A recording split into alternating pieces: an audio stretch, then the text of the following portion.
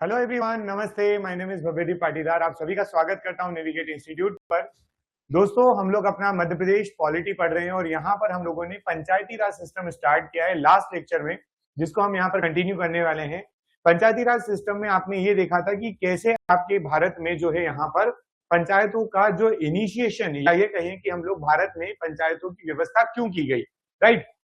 पिछले लेक्चर तक अगर हम बात करते हैं तो हमने ये देख लिया था कि हमारे पास कुछ समितियां थी, उन समिति ने अपनी अनुशंसा की थी और समिति की अनुशंसा के बाद अपने यहाँ पर क्या आता है, पंचायती राज व्यवस्था का पॉइंट आता है, राइट। तो अब वो पंचायती राज व्यवस्था जो आई, उसके बाद में आपको यहाँ पर कुछ पॉइंट्स पढ़ाने वाला हूँ जो आपके पंचायत से रिलेट करेंगे। उसके बाद हम लोग पूरी समरी एक साथ देख लेंगे। तो मैं फटाफट आप लोगों को एक पॉइंट बता देता हूँ जो कि बहुत बहुत इंपॉर्टेंट होने वाला है और आपको ये पता भी होना चाहिए। आइएगा, हमारा यहाँ पर कौन सा जो टॉपिक चल रहा है वो टॉपिक है पंचायती राज सिस्टम। पंचायती राज सिस्टम, राइट। हमारे लिए ये जो है हमारा एक रूरल और अर्बन लेवल पर लोकल सेल्फ गवर्नेंस की व्यवस्था करता है पंचायती राज सिस्टम। इसमें आपको कौन कौन से पॉइंट याद रखना है। 1957 की एक आपकी B R Mehta committee, right. आपको बी आर मेहता कमेटी याद रखना है, ठीक है। इस बी आर मेहता कमेटी की अगर हम बात करें तो इन कमेटी ने जो है आपका यहाँ पर 3 टियर सिस्टम की बात की थी। 3 टायर सिस्टम या टियर सिस्टम जो है उसका अनुशंसा की थी, एक बात हो गई। फिर उसके बाद 1977 में आपने एक और कमेटी देखी जो कि आपकी अशोक मेहता कमेटी थी। कौन सी थी? Ashok Mehta committee, right. Ashok Mehta committee की अगर हम बात करें तो यहाँ पर वो आपका कौन सी कमेटी थी? जो दूसरी कमेटी जो आपकी बनी 2 टियर सिस्टम का अनुशंसा करके जा रही थी। और मैंने आपको बताया था कि इस कमेटी ने लगभग 132 सजेशंस यहाँ पर दिए हुए थे, राइट। फिर उसके बाद हमारे पास यहाँ पर नेक्स्ट आती है 1985 में, ठीक है। आपके पास नेक्स्ट जो कमेटी आती है वो आती है 1985 की।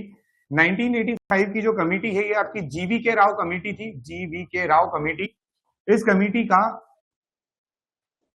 जीवी के राव कमेटी, राइट। इस कमेटी ने अपनी अनुशंसा दी, वो आपने देखा, लेकिन उसके लिए ज्यादा इंपॉर्टेंट नहीं है तो इसलिए छोड़ दीजिएगा। 1986 की आपकी एल एम सिंघवी कमेटी, यानी कि आपकी लक्ष्मीमल सिंघवी जी की जो कमेटी थी वो सिंघवी कमेटी यहाँ पर आती है और ये अपनी अनुशंसा जो देती है। तो इसमें आपने 2-3 पॉइंट याद रखे हैं कि भाई एक तो इन्होंने टेन्योर 5 ईयर का बोल दिया था। दूसरा इनका जो पॉइंट था वो कॉन्स्टिट्यूशनल, आपका कॉन्स्टिट्यूशनल स्टेटस देना था। कॉन्स्टिट्यूशनल स्टेटस दे दीजिए, संवैधानिकरण कर दीजिए, ये इनका पॉइंट आता था। और एक और इनकी अनुशंसा थी जो बड़ी इंपॉर्टेंट आती है यहाँ पर, और वो अनुशंसा जो थी वो ये थी कि आप बनाइए ग्राम पंचायत या, है ना, ग्राम एंड न्याय समिति। ग्राम पंचायत या एंड न्याय समिति, ग्राम पंचायत बनाइए और न्याय समिति बनाइए, या ग्राम समिति और न्याय पंचायत बनाइए, ऐसा कुछ है ना। ग्राम एंड न्याय की बात की थी इन्होंने। दूसरी बात, अपन इसको डायरेक्टली ऐसे याद रख लेते हैं, अगर पेपर में आएगा तो हम 2 टियर की बात करेंगे और समिति याद रख लेते हैं पीछे, राइट। चलिए, इसके बाद 1989, 90 और इस समय 88 में आपके पास एक और कमेटी आती है, पीके थंगुन कमेटी, ठीक है। पीके थंगुन कमेटी थी और ये बोलते हैं, ये अंकल बोलते हैं कि भाई आपके यहाँ पर क्या करिए, अपने देश में, देश के लिए बनी हुई थी, तो यहाँ पर आप स्टेट फाइनेंस कमीशन, कौन? स्टेट फाइनेंस कमीशन, एंड साथ में फाइनेंस के साथ में आपका कौन सा? इलेक्शन कमीशन, इन दोनों की अनुशंसा यहाँ पर कर दीजिए। State finance and election commission की अनुशंसा यहाँ पर आप कर दीजिए, तो ये वाला पॉइंट आ जाता है। एंड देन आप लोगों ने 2 कमेटी और देखी जो आपकी 1989 और 91 में बनती है। 89 और 91 में बनती है यहाँ पर। इनकी आपको ज्यादा रिक्वायरमेंट तो नहीं है, इन 2 कमेटी के नाम आप देखेंगे तो ये आपकी बीएन और बीएन गाडगिल, एक्चुअल में इसका नाम जो है वो गाडगिल है, ठीक है, गाडगिल है, डबल एल नहीं आएगा। बीएन गाडगिल कमेटी बनती है और एक और कमेटी बनाई जाती है वीएन गाडगिल। केवल नाम याद रखने के लिए जरूरी है, बाकी इनका कोई इंपॉर्टेंस अभी अपने सिलेबस या हमारे एग्जाम पॉइंट ऑफ व्यू से बिल्कुल नहीं है, ठीक। चलिए, ये सारी बातें हमारी हो चुकी थी। यहाँ पर आपको मैंने मेन पॉइंट्स बता दी हैं। अब आपकी इन सब अनुशंसा के बाद होता क्या है कि 19 जब आपका यहाँ पर एल एम सिंघवी जी आ गए, एल एम सिंघवी जी के बाद ये आपके थंगुन जी आ गए, तो बाय राजीव गांधी गवर्नमेंट, है ना, राजीव गांधी जी की जो गवर्नमेंट थी, राजीव गांधी गवर्नमेंट जो थी, ठीक है, इन्होंने सबसे पहले जो है इसके लिए अनुशंसा शुरू किया, इसके लिए आपका प्रयास करना शुरू किया। लेकिन होता क्या है यहाँ पर कि ये जो आपका बिल आया, वो बिल एक जगह से पास होता है, यानी कि bill passed from one house, bill passed from one house and failed in other, passed from एक हाउस से तो ये पास हो जाता है अपने, और जब लोकसभा से पास हो गया तो जब ये राज्यसभा में गया वहां पर ये पास नहीं हो पाया, है ना, और इसलिए ये बातें होल्ड पर चली गई, मतलब ये फिर कानून नहीं बन पाता, ऐसा होता है तो ठीक। फिर उसके बाद कौन आते हैं, बस आपको ये शॉर्ट में याद रखना इसलिए मैं बता रहा हूं, वीपी सिंह जी आते हैं। कौन आते हैं आपके सेकंड आपके यहाँ पर आने वाले हैं, वीपी सिंह जी। अब वीपी सिंह जी जो है ये अपने फिर से अनुशंसा करते हैं। वीपी सिंह जी की जो गवर्नमेंट थी वो गवर्नमेंट के अंडर फिर से एक क्या आता है, बिल आता है, और ये जो बिल होता है इसमें फिर ऐसा होता है कि बिल जो है पास होने के पहले ही गवर्नमेंट जो है वो यहाँ पर गिर गई, यानी कि गवर्नमेंट जो है वो डिसॉल्व हो जाती है, गवर्नमेंट क्या हो जाती है, डिसॉल्व हो जाती है, और इसलिए नो एक्ट फॉर्म या नो एक्ट वाज क्रिएटेड, है ना, नो एक्ट यानी कि bill is failed, bill failed ऐसा लिखते हैं, नो एक्ट, है ना, क्लियर यहाँ पर बात। चलिए, इसके बाद 1992 के अंदर, कब के अंदर, 1992 के अंदर एक गवर्नमेंट आती है पीवी नरसिम्हा राव जी की, नरसिम्हा राव जी। पीवी नरसिम्हा राव जी की जो गवर्नमेंट आती है उस गवर्नमेंट में बहुत प्यारी चीज होती है कि गवर्नमेंट जो है अपनी तरफ से क्या करती है, अपनी तरफ से गवर्नमेंट जो है इस बिल को पास, इसको लेकर भी आती है और पास भी करवा देती है। तो government pass this bill, government passed bill on the panchayat, ऐसा लिखेंगे, government passed the bill on ऐसा लिख देंगे डायरेक्ट, बिल ऑन किस पर, जो लोकल सेल्फ गवर्नेंस है, ठीक है, लोकल सेल्फ गवर्नेंस का, राइट। तो ये हो गया आपका यहाँ पर कानून बनने वाला है, क्या बनने वाला है, कानून बनने वाला है।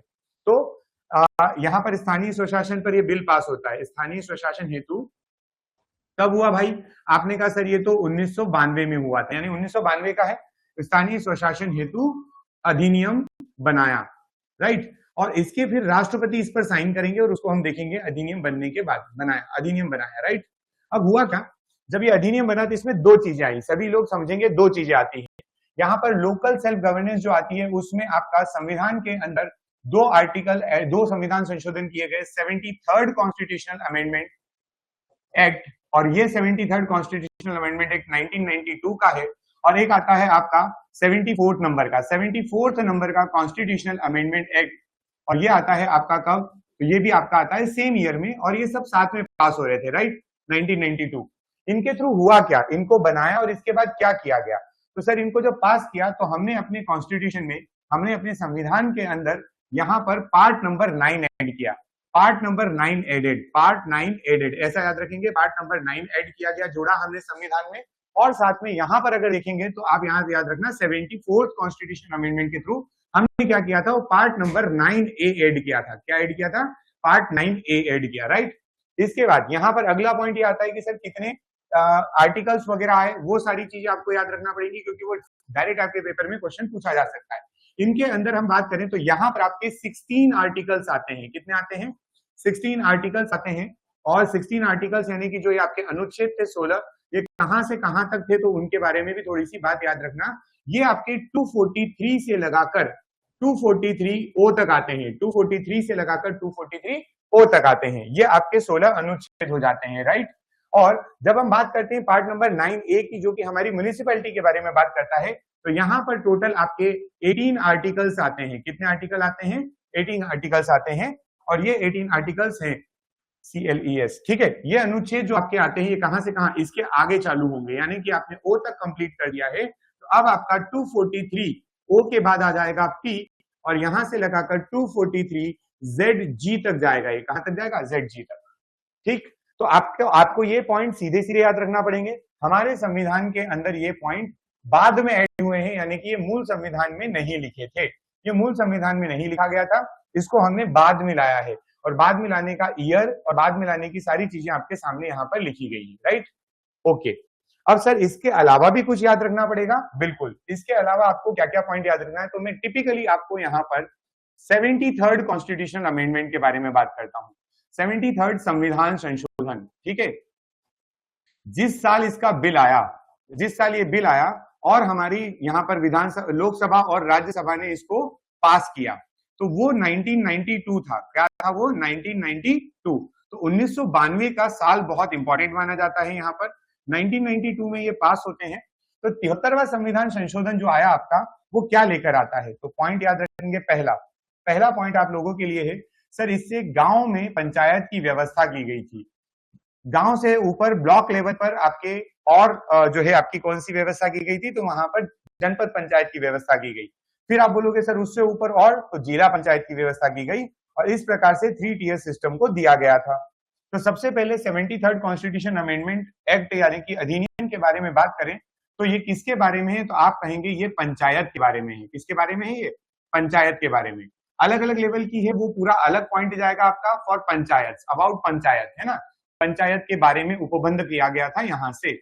फिर उसके बाद आप बोलेंगे कि सर और क्या इंपॉर्टेंट है, तो आप यहां से कहना कि सर इसको ना जो साइन किए गए थे, इस पर जो साइन किए गए थे राष्ट्रपति साइन करेंगे, ठीक है। तो 20 अप्रैल, कब? 20 अप्रैल की डेट ही है, 20 अप्रैल आता है, और इस समय 1993 में राष्ट्रपति द्वारा इस पर क्या किए जाते हैं? साइन किए जाते हैं, क्योंकि इसी दिन कानून बनेगा। ये याद रखना, राष्ट्रपति द्वारा हस्ताक्षर जब तक नहीं होते हैं, मैंने आपको ये बात थोड़ी पहले बता दी है, राष्ट्रपति द्वारा हस्ताक्षर जब तक नहीं होंगे उस दिन तक ये कानून नहीं बनता है, तब तक ये बिल कहलाता है। तो साइन बाय प्रेसिडेंट अगर बात की जाए तो वो कब हुआ? वो 20 अप्रैल को होता है, राइट। और हमारी सरकार ने इसको 24 अप्रैल के दिन, कब? 24 अप्रैल के दिन लागू करवाया। क्या करवाया? लागू करवाया। तो अगली डेट आपके लिए जो आएगी वो आएगी 24 अप्रैल 1993। अब ये 1993 के दिन ये लागू हो जाता है। क्या हो जाता है? लागू हो जाता है। तो इसको क्या बोलते हैं पता है आप लोग? इसको बोलते हैं published in gazette. Published in gazette, ठीक है, भारत के राजपत्र में। किसमें? भारत के राजपत्र में प्रकाशित, ठीक है। चलिए, इसके बाद आप देखेंगे कि सर ये राजपत्र में जब प्रकाशित हुआ तो उस दिन से इसका क्या माना गया? इंप्लीमेंटेशन माना गया। यानी कि आप इसको कहोगे कि इस दिन ये इंप्लीमेंट भी हुआ, लागू भी हुआ, है ना। और लागू होने वाले दिन जो है, यानी कि आपका इंप्लीमेंटेशन हुआ है, ये इंप्लीमेंटेड, राइट। और इंप्लीमेंट जिस दिन हुआ उसी दिन को हम आज भी सेलिब्रेट करते हैं। किस तरीके से? तो हम इसे कहते हैं 24 अप्रैल की जो ये डेट है, ये हमारे भारत में आज भी पंचायती राज दिवस के रूप में मनाया जाता है। याद रखेंगे, एक पॉइंट हमारे क्वेश्चन से ही आ रहा है, ये मतलब हमारे सिलेबस में इंक्लूड हो सकता है। पंचायती राज दिवस बहुत फेमस दिन है ये आपका, Panchayati Raj day, celebrated on which day? आप कहना कि वो 24 अप्रैल की तारीख है जिस दिन ये मनाया जाता है। ओके, चलिए, ठीक, यहां से आगे बढ़ते हैं थोड़ा और अब हम इसके बारे में कुछ फैक्ट और देखने जा रहे हैं, वो देखिएगा आप। हमने कहा सर ये 73rd कॉन्स्टिट्यूशन अमेंडमेंट जो है ये आ तो गया, ये आ गया है, अब इसका हमें इंप्लीमेंटेशन और करवाना है। कहां पर? तो यहाँ पर ऐसा होता है कि सभी राज्य सरकारों को, देखो 1993 में ये पास हुआ, 1993 में पास हुआ तो सभी राज्य सरकारों को बोला कि आपके पास 1 साल का समय है, आप 1 साल में इसे इंप्लीमेंट कर दीजिए, 1 साल में इसे इंप्लीमेंट कर दीजिए। तो होता ये है कि हमको 1 साल का समय मिला, और मध्य प्रदेश में क्या हुआ इस समय? तो मध्य प्रदेश में क्या हुआ? मध्य प्रदेश में इस समय, देखो इस टाइम की मैं बात बता रहा हूं, ठीक है। हमने भारत में सबसे पहले किस दिनांक को, तो डेट आपको याद रखना पड़ेगी, वो डेट है 25 जनवरी की, क्योंकि 25 जनवरी 1994, ठीक है। मध्य प्रदेश ने इस दिन इंप्लीमेंट किया था अपने यहाँ पर, किसको? आपने कहा सर हमारे यहाँ पंचायती राज व्यवस्था को इंप्लीमेंट कर दिया गया था, है ना। Madhya Pradesh implemented this system, मैं शॉर्ट में लिखूंगा, बार बार पंचायती राज व्यवस्था नहीं लिखेंगे।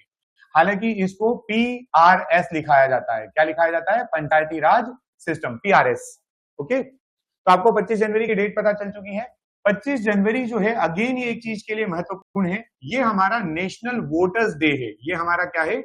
नेशनल वोटर्स डे है, यानी मतदाता अधिकार या मतदान दिवस बोला जाता है ना, मतदाता अधिकार दिवस या मतदान दिवस, मतदान दिवस, ठीक है। इस दिन वोट डाल, इस दिन आप लोग यहाँ पर भारत में जो है ना इलेक्शन कमीशन बना था, भारत में इलेक्शन कमीशन बना था इस दिन, तो वोटर्स डे है ये, ठीक। चलिएगा आगे आइएगा, थोड़ा सा यहाँ पे और समझने की कोशिश करते हैं कि इसके बाद क्या हुआ। मध्य प्रदेश में 25 जनवरी 1994 को ये लागू होता है, और फाइनली अपने यहाँ पर 3 टियर सिस्टम, है ना, 3 टियर सिस्टम को इंप्लीमेंट किया गया था। यानी 3 टियर सिस्टम जो है एडॉप्ट किया गया था, किसके द्वारा?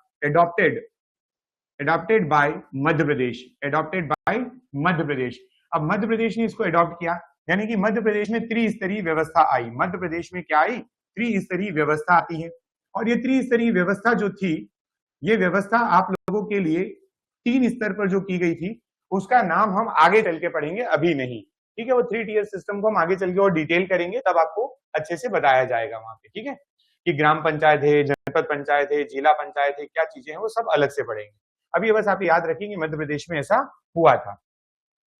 आगे 3 टियर सिस्टम, और क्योंकि मध्य प्रदेश ने सबसे पहले भारत में इसको लागू किया था, तो इसीलिए यहां पर हम कहते हैं यही वो कारण है कि मध्य प्रदेश जो है भारत का, that is why Madhya Pradesh is the first state, Madhya Pradesh is the first state to implement what, आपने कहा सर हमारे यहाँ पर पीआरएस यानी पंचायती राज सिस्टम इंप्लीमेंट करने वाला पहला राज्य मध्य प्रदेश बन गया, इंप्लीमेंट पीआरएस पंचायती राज सिस्टम, ठीक है, इसको बोलेंगे मध्य प्रदेश देश का पहला राज्य, देश का पंचायती राज व्यवस्था लागू करने वाला पहला राज्य बना। लेकिन आपको यहां पर एक पॉइंट याद रखना पड़ेगा, राजस्थान के साथ में यहां पर बात आती थी, है ना, और राजस्थान पहले भी ये बना चुका था, राजस्थान तो ये पहले बना चुका था, फिर हमारी बात कहां से आ जाएगी, हमने कैसे किया। तो ये पॉइंट याद रखना कि जब कभी ऐसा पूछा जाए तो यहां पर एक क्वेश्चन, मतलब आपको एक्चुअल में पॉइंट याद रखना पड़ेगा और संवैधानिक तौर पर बोलना पड़ेगा। क्या बोलना पड़ेगा? संवैधानिक तौर पर। समझ रहे हो, मध्य प्रदेश ने जो काम किया है वो संविधान के अनुसार पहले नंबर पर किया है, संवैधानिक तौर पर, ठीक है, अकॉर्डिंग टू कॉन्स्टिट्यूशन या कॉन्स्टिट्यूशनल बेसिस पर। और जो राजस्थान कर चुका था वो उस समय कॉन्स्टिट्यूशन नहीं बना हुआ था, मतलब कॉन्स्टिट्यूशन के पार्ट नंबर 9 में ये नहीं लिखा हुआ था। ऑन कॉन्स्टिट्यूशनल बेसिस अगर बात करें तो हमारा आ जाता है यहाँ पर मध्य प्रदेश। कौन आ जाता है? मध्य प्रदेश, ठीक है, ये बहुत बहुत इंपॉर्टेंट पॉइंट है। इजी क्वेश्चन यहां से बनता है, हालांकि ये इतना डिफिकल्ट नहीं है इसलिए इसको इजी की कैटेगरी में डालेंगे और सभी पढ़ते हैं इसलिए ऐसे क्वेश्चन को याद रखें, ठीक। चलिए, ये हमारा किसके लिए हुआ? आपने कहा कि सर ये हमारा हो गया किसके लिए? 73rd कॉन्स्टिट्यूशन अमेंडमेंट के लिए। 73rd कॉन्स्टिट्यूशन अमेंडमेंट हुआ, ये ऐसा हुआ, ठीक है। कुछ पॉइंट यहां पर ऐड कर दें क्या, और कुछ ऐड कर दें 73rd 74th में, अगर आप कहें तो मैं इसको यहीं पर ऐड कर देता हूं। देखो 73rd कॉन्स्टिट्यूशन अमेंडमेंट में एक चीज और होती है और वो होता है 11वीं अनुसूची जोड़ी गई थी। क्या जोड़ी गई थी? 11वीं अनुसूची जोड़ी गई। यानी कि मैं यहां से कहूंगा ये 11th शेड्यूल की बात चल रही है। किसकी बात कर रही है? 11th शेड्यूल की बात चल रही है, राइट। और जब आपने 74th कॉन्स्टिट्यूशन अमेंडमेंट किया तो इस समय आपने 12वीं अनुसूची जोड़ी है। क्या जोड़ा है आपने? 12वीं अनुसूची, राइट। और आपका यहाँ पर 12th शेड्यूल की बात आती है, 12th शेड्यूल आपका ऐड किया गया था। सर इनके अंदर क्या लिखा हुआ था? तो यहाँ पर हमें क्या दिया गया था कि आपको कुछ कुछ सब्जेक्ट्स की पावर दी जाती है। जैसे फॉर एग्जांपल हमने कहा कि सर मध्य प्रदेश इसको इंप्लीमेंट कर देता है, मध्य प्रदेश इसको इंप्लीमेंट कर देता है, मध्य प्रदेश में पार्ट नंबर 9 ये इंप्लीमेंट होते हैं, तो फायदा क्या होगा? तो जो आपकी पंचायत है, जो आपकी क्या है, पंचायत की बात चल रही है यहाँ पर, वो पंचायत को कुछ न कुछ पावर मिल जाएंगी। क्या मिल जाएंगी? पंचायत को यहाँ पर क्या मिल जाएंगी? पावर मिल जाएंगी। और जो पावर्स मिल रही है उनको हमने, पंचायत की जो पावर है उसको हमने सब्जेक्ट का नाम दिया है। यानी कि टोटल यहाँ पर कितने सब्जेक्ट्स जोड़े गए थे, कितनी पावर्स दी गई थी, कितनी अथॉरिटी दी गई थी, कितनी रिस्पॉन्सिबिलिटी दी गई थी। तो आप याद रखना कि टोटल आपको यहाँ पर मैं 29 विषय पर चर्चा करवाऊंगा, यानी कि 29 विषय जोड़े गए थे, राइट। उसी प्रकार से सर अगर हम बात करें हमारे 74 की, जहां पर आपने ये जो लिखा है पंचायत, उसी की जगह आपको यहाँ पर वर्ड मिलता है म्युनिसिपैलिटीज। म्युनिसिपैलिटीज हुई थी आपकी, ये आपकी ऐड हुई, यानी कि आपको यहाँ पर याद रखना है नगर पालिकाएं, ठीक है, नगर पालिकाएं इसका टाइटल दिया गया था। और नगर पालिकाओं के अंदर जो वहां पर गवर्नमेंट बनेगी, लोकल गवर्नमेंट जो बनेगी, उनको कितने सब्जेक्ट्स पर पावर दी गई थी? तो याद रखना इनके लिए केवल और केवल 18 सब्जेक्ट्स जोड़े गए थे, यानी कि 18 विषय पर यहाँ पर बातें या इनकी पावर दी गई थी।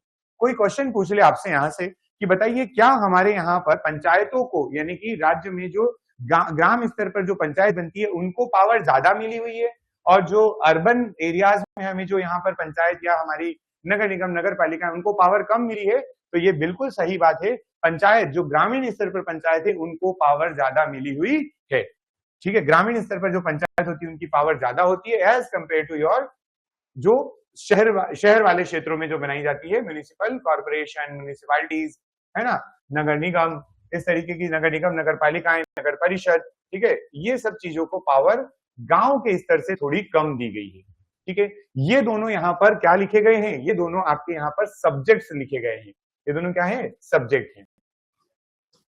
ठीक है, चलिएगा। आई होप कि इतना जितना मैंने अभी आपको बताया है ये आपके लिए बिल्कुल क्लियर, क्रिस्टल क्लियर चीज होना चाहिए, बिल्कुल इसमें कोई भी एक भी प्रकार का डाउट आपको नहीं आना चाहिए। यहाँ पर मैंने आपको एक ओवरव्यू दे दिया है। अब मैं आता हूं डायरेक्टली आपके लिए यहाँ पर इसके आर्टिकल्स लेकर। ठीक है, देखो भाई, किसके आर्टिकल पढ़ रहे हैं हम लोग, हम आर्टिकल पढ़ने जा रहे हैं हमारी पंचायती राज व्यवस्था में पंचायत के आर्टिकल। किसके आर्टिकल पढ़ेंगे, articles related to panchayat. Okay, ये सारे आर्टिकल जो हैं पंचायत से संबंधित है। किससे संबंधित है, पंचायत से। पंचायत से संबंधित अनुच्छेद कहोगे आप इनको, ये क्या हो गए, आपके आर्टिकल्स हो गए। और अभी आपको क्या बताया था एक डेटा मैंने कि कहां से कहां तक है, तो आपने कहा था सर 243 से लगाकर 243 तक टोटल आपके 16 आर्टिकल यहां पर हैं। नाउ इनको याद करने की मैं आपको ट्रिक बताते जाता हूं और मैं आपको पढ़ाते जाता हूं। चलिए आइए, सबसे पहले आर्टिकल नंबर 243 जो लिखा हुआ है, 243 जो है ये सीधा सीधा बात करता है किसकी, तो ये बात करता है हमारे यहाँ पर हमारे पार्ट नंबर 9 के डेफिनेशन की। किसकी बात करता है, पार्ट नंबर 9 की डेफिनेशन लिखी हुई है ये। ठीक है, ओके, 243 के अंदर। उसके बाद आता है आपका 243A और यहां पर आपको मिलेगा ग्राम सभा। क्या मिलने वाला है, ग्राम सभा। अब आप पूछेंगे कि ग्राम सभा क्या होती है सर, तो जो आपके ग्रामीण स्तर पर जहां पर पंचायत का गठन किया जाना है, उसमें जो लोग वोटर लिस्ट में शामिल होते हैं, जो वोट कर सकते हैं, उन लोगों के ग्रुप को हम लोग ग्राम सभा कहते हैं। ठीक है, तो मैं इसको शॉर्ट में आपको कहता हूं, it is the group of voters in the panchayat. ठीक है, क्या होते हैं ये लोग, वोटर होते हैं, वोटर इन दी पंचायत, यानी कि पंचायत के अंतर्गत आने वाले जितने भी वोटर होते हैं उन सब को मिलाकर हम लोग उनके ग्रुप को क्या बोल देते हैं, ग्राम सभा बोल देते हैं, है ना। पंचायत के मतदाता, पंचायत के मतदाता, बाकी यहाँ पे सारी चीजें लिखी हुई है। पंचायत के मतदाता जो होंगे वो यहाँ पर क्या कहलाते हैं, वो आपके यहाँ पर कहलाते हैं वोटर्स। और वोटर का ग्रुप है ना, मतदाताओं का समूह, मतदाताओं का समूह, ये क्या कहलाता है, तो ये कहलाता है आपका ग्राम सभा। आइए 243B की बात करें। 243B, बी मतलब बाइंड करना, मतलब कॉन्स्टिट्यूशन, यानी कि उसका गठन करना, कॉन्स्टिट्यूट करना मतलब कि पंचायत का गठन कर देने का है। ठीक है, तो कॉन्स्टिट्यूशन ऑफ पंचायत जो लिखा हुआ है वो आपके लिए आर्टिकल नंबर 243B में लिखा रहेगा। 243B की बात करें तो बी मतलब बाइंड करना, ये से याद रखें, और कॉन्स्टिट्यूट किया गया, बाइंड करके कॉन्स्टिट्यूट किया गया, सिंपल। ठीक, फिर उसके बाद हमारा आर्टिकल नंबर 243C आ रहा है।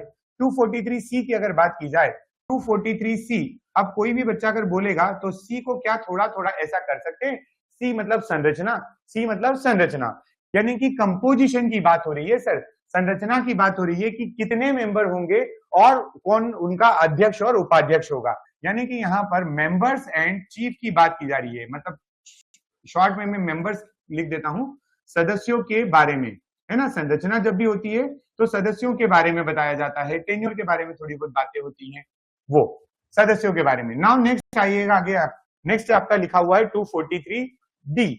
243D जब आप पढ़ते हैं, 243D जब आप पढ़ते हैं तो D का मतलब ABCD में अल्फाबेटिकली आप 4 जा पाते हैं। कितना जा पाते हैं, D मतलब 1 2 3 4।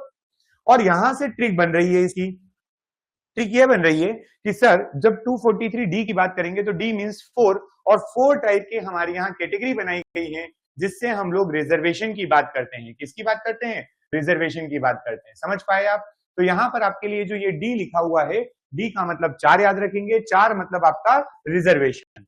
उसके बाद हम बात करते हैं E की, और E का मतलब यहाँ पर 5 है। E का मतलब क्या है, 5। और सभी लोगों को पता होना चाहिए, या अगर नहीं पता है तो आगे मैं पढ़ाऊंगा भी, कि हमारे पंचायतों की अवधि जो होती है वो 5 इयर्स की होती है, 5 सालों के लिए गठन किया जाता है। और ई नंबर पे भी 5 आ रहा है, यानी कि ड्यूरेशन ऑफ द पंचायत या पंचायतों की अवधि या कार्यकाल जो है 5 साल का होगा। नेक्स्ट आइएगा, यहाँ पर अगला हमारा जो है एफ। एफ का मतलब आप यहाँ पर याद रखना फेल। एफ का मतलब यहाँ पर क्या याद रखना, फेल। सर आपने यहाँ पर ये बताया कि फेल, तो कौन फेल, हमने कहा कि जो सदस्य हैं उनकी निर्भरता के बारे में बात की जा रही है, उनके डिस्क्वालिफिकेशन के बारे में यहाँ पर बात की जा रही है। एफ मतलब फेल और फेल मतलब यहाँ पर डिस्क्वालिफिकेशन। आइएगा अगला है हमारे पास जी। जी यानी कि आप यहां से पार्ले जी याद रखें। क्या याद रखें? पार्ले जी। पार्ले जी खाकर आप पावरफुल हो जाते हैं। बोलिए, पार्ले जी खाकर आप पावरफुल हो जाते हैं तो आप कहेंगे सर पंचायतों की पावर, उनकी अथॉरिटी एंड रिस्पॉन्सिबिलिटी के बारे में जो बात की गई है वो आर्टिकल नंबर 243G में की गई है। तो हमारे पंचायत की शक्तियां, उनके प्राधिकार और उनके उत्तरदायित्व की अगर बात करें तो वो आपके आर्टिकल नंबर 243G में लिखा हुआ है। नेक्स्ट हमारे पास आता है H। अब अगर आपके पास शक्ति आ चुकी है, यानी कि आप पावरफुल हो चुके हो, पावर आ गई है आपके पास, तो आप क्या कर सकते हैं? आप पैसे वसूल सकते हैं किसी से। अरे हाँ या ना? तो आप यहां कहेंगे कि सर इसका मतलब यह है कि power to impose the taxes, है ना, पंचायत के द्वारा जो टैक्स को लगाया जाता है, जो टैक्स इंप्लीमेंट किया जाता है और टैक्स जो कलेक्ट करके फंड में जमा किया जाता है, मतलब कि पंचायत की निधि होती है, तो कर लगाने की शक्ति, है ना, और पंचायत की निधियां, ये दोनों की दोनों आपके एच में लिखा हुआ है। किसमें लिखा है? एच में। उसके बाद आपको तीन एक साथ में बताता हूं जो आपको याद रख लेना चाहिए यहां से। जैसे कि आपका 243, यहां पर आपको आई लिखा हुआ है, ये आपका जे लिखा हुआ है और यहां पर आपका के लिखा हुआ है। 243 के अंतर्गत है ये सब कुछ, राइट। आपने कहा सर आई का मतलब आप यहां से इनकम याद रख सकते हैं क्या? आई का मतलब हो जाएगा इनकम और जे का मतलब यहां से हो जाएगा जांच, है ना। जे का मतलब क्या हो जाएगा? जांच। और पीके थंगुन अंकल जी की बात अगर मान ले तो यहां पर के का मतलब भी मैं आपको साथ में बताता हूं। तो इनकम का मतलब यहां पर फाइनेंस कमीशन से है। किससे है? फाइनेंस कमीशन, ठीक है। फाइनेंस कमीशन यानी कि इसको क्या कहेंगे? वित्त आयोग। क्या कहेंगे? वित्त आयोग, राइट, वित्त आयोग। आप कहेंगे सर राज्य में वित्त आयोग अलग होता है, सेंटर में अलग होता है क्या? यस, ये जो बनाया जाएगा वो बनाया जाएगा राज्य का, है ना। फाइनेंस, स्टेट फाइनेंस कमीशन कहते हैं इसको, स्टेट फाइनेंस कमीशन, राइट। जब जांच की बात आती है तो जांच का मतलब होता है ऑडिट। क्या होता है? ऑडिट। तो मैंने कहा ऑडिट ऑफ आपका किसका? पंचायत। ऑडिट ऑफ पंचायत, पंचायतों का क्या करना है यहां से? ऑडिट करना, जांच करना, ठीक है। उसके बाद हमारे पास थर्ड आ रहा है जिसको हम क्या कहेंगे? अब फाइनेंस कमीशन अगर आ चुका है तो तीसरा हमारे पास जो आएगा वो आएगा इलेक्शन कमीशन। कौन सा आएगा? Election commission. लेकिन क्या इलेक्शन कमीशन हमारे भारत में नहीं था क्या? ये 1992 के बाद हमें पता चला? नहीं सर, हमारे पास इलेक्शन कमीशन था, लेकिन हमारे पास इलेक्शन कमीशन सेंटर में था, राज्य में नहीं था। तो हमने यहाँ पर राज्य के निर्वाचन आयोग की बात की। किसकी बात की? राज्य के निर्वाचन आयोग। और राज्य का निर्वाचन आयोग आपका किसके पास आ गया? जेके में आ गया, निर्वाचन आयोग बना यहां से, राइट। ये तीनों पॉइंट एक साथ बहुत इंपॉर्टेंट होते हैं आपके पेपर में, अलग अलग एग्जाम्स में। आपको प्रीवियस ईयर्स में भी देखा मिले हैं ये क्वेश्चन और आने वाले समय में भी मिलने की पूरी प्रोबेबिलिटी है। तो हमने कहा सर ये देखिए आई आपके पास यहाँ लिखा हुआ था, आई मीन्स क्या हो जाएगा? तो आई मीन्स हो जाएगा यहाँ पर इनकम, और इनकम का मतलब होता है फाइनेंस। तो ये देखिए स्टेट का फाइनेंस कमीशन यानी कि वित्त आयोग का गठन करने की बात करता है। सिमिलरली अगर जे की बात करें तो जे का मतलब आपको मैंने अभी अभी कहा कि जे का मतलब है जांच, और जांच का मतलब यहाँ पर ऑडिट हो गया, यानी कि लेखा परीक्षण हो गया। लेखा परीक्षण, ठीक है, इसका पूरा नाम क्या होता है? लेखा परीक्षण होता है, राइट। चलिए इसके बाद हमारे पास नेक्स्ट आ रहा है आर्टिकल नंबर के, जिसके बारे में बताने की जरूरत नहीं है। इलेक्शन टू पंचायत, यानी कि यहाँ पर इलेक्शन कमीशन की बात की गई है। किसकी बात की गई है? इलेक्शन कमीशन की और पंचायत की बात की गई है, राइट। इलेक्शन कमीशन यानी कि ये आपका आयोग हो जाएगा, पंचायत का निर्वाचन आयोग। लेकिन ये किसका बना? राज्य में बना, राइट। अब देखो यहाँ पर लिखा हुआ एल। क्या लिखा हुआ है? एल। एल का मतलब क्या है? तो देखो हमने हमेशा पंचायतों के गठन के लिए राज्यों की बात की। किसकी बात की? पंचायतों के गठन के लिए राज्यों की बात की। लेकिन यहां पर अगर मैं आपसे कहूं कि भाई मैं यहां पर राज्य के बाद, अब राज्य के बाद यहां क्या करना चाहता हूं? मैं यूनियन टेरिटरी जो है वहां पर भी इसको लागू करना चाहता हूं। तो एल का मतलब यहां से आप याद रखना, एल का मतलब लागू होगा। एल का मतलब लागू होना। लेकिन कहां होना सर? यूटीज में। कहां पर लागू हो जाना इनका? यूटीज जो होती है आपकी यूनियन टेरिटरी, उसमें भी लागू हो जाना, ये कहा गया है यहाँ पर। इसको आप संघ राज्य क्षेत्र या फिर केंद्र शासित प्रदेश भी कह सकते हैं, ठीक है। केंद्र शासित क्षेत्र जो होते हैं या प्रदेश जो होते हैं उनमें लागू होना, राइट। आगे आइएगा 243M, ऊपर लिखा लागू होना, एम कह रहा मत होना, एम कह रहा मत होना। ऐसे देखो ट्रिक बनाने के लिए ऐसी उल्टी सीधी चीजें करना पड़ती हैं। तो ट्रिक हमने बनाई तो हमने लिखा मत होना। क्या बोला हमने? मत होना। और मत होना किसमें? Part not to apply to certain areas, यानी कि इस पार्ट के कुछ उपबंध जो है कुछ क्षेत्रों पर, कुछ उपबंध कुछ क्षेत्रों पर लागू नहीं होंगे, ठीक है। या तो पूरा लागू नहीं होगा, नहीं तो कुछ उपबंधी लेकिन कुछ क्षेत्रों पर लागू नहीं होंगे। तो एन हो गया। फिर आपने कहा कि सर एन यहां पर लिखा हुआ है, एन मतलब यहां पर कंटिन्यूएशन कंटिन्यूएंस के लिए लिखा हुआ है। कंटिन्यूएंस का मतलब क्या होता है कि जो हमने यहां पर बना दी है, जो भी विधि या जो कानून बना हुआ है वो एज इट इज लागू रहेगा, जिसको हम कहेंगे नहीं भाई लागू रहेगा। इसको ऐसे लिख लो, नहीं लागू रहेगा। ऊपर आपने लिखा लागू होना, फिर बोला मत होना, और फिर कहा आपने कि नहीं लागू रहेगा। क्या लागू रहेगा? जो ऑलरेडी एग्जिस्टिंग लॉज आपके पास बने हुए हैं, जो विद्यमान विधियां बनी हुई हैं, उनका पंचायतों के लिए बना रहना ही यहाँ पर इस पार्ट का मतलब है। और हमारे पास आ जाता है ओ, और हम यहाँ पर कहेंगे ओ भाई, क्या बोलेंगे? ओ भाई डोंट इंटरफेयर। डोंट इंटरफेयर का मतलब होता है कि यहाँ पर हमारी जो जुडिशरी है, उस जुडिशरी के द्वारा इंटरफेरेंस नहीं होना चाहिए। जुडिशरी के द्वारा इंटरफेरेंस नहीं होना चाहिए। सर किसमें नहीं होना चाहिए? पंचायत के लिए जो आपके यहाँ पर इलेक्टोरल मैटर्स होते हैं, यानी कि जो हमारे न्यायालय के हस्तक्षेप के लिए मना कर रहा है निर्वाचन के मामलों में। क्लियर है? ये आपको मैंने पूरे 16 आर्टिकल बता दिए हैं विथ ट्रिक्स। ओ भाई मत करना मतलब इंटरफेयर मत करना, किसको बोल रहे हैं? जुडिशरी को बोल रहे हैं। हमारे जो चुनाव होते हैं इसमें इंटरफेयर आप नहीं करेंगे। सो आई होप कि आपको ये पॉइंट्स जो मैंने यहाँ पर बताने की कोशिश की है ये सारे याद हो गए होंगे, क्योंकि मैं इस पार्ट को ऐसे ही पढ़ना ज्यादा अच्छा होता है।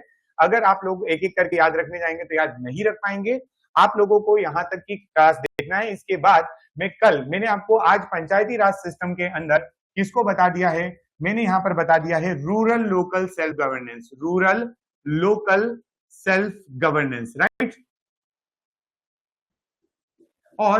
और इसके बाद हम जो पढ़ेंगे वो पढ़ेंगे अर्बन के लिए। तो इसको बोलते हैं ग्रामीण। इसको क्या बोलते हैं? ग्रामीण स्थानीय स्वशासन। ओके, चलिए तो आज की क्लास के लिए आप लोगों का बहुत बहुत धन्यवाद। हम लोग मिलते हैं अगली क्लास यानी कि कल, और कल हम जो बात करेंगे वो बात करने वाले हैं शहरी स्थानीय स्वशासन की। ठीक है, so thank you everyone, thank you so much.